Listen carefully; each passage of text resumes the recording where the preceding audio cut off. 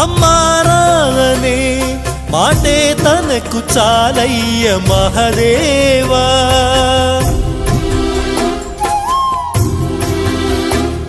తానే నేస్తమై తోడై పెంచిన తల్లి కొడుకునోసారి కలిపేవా. చనుబాల తీపి తెలిసుంటే ఈశా కనుగొందువేమో ఈ పేగు భాష. చెప్పమ్మ నువ్వు పార్వతీ, అమ్మంటే ఓ భారతి.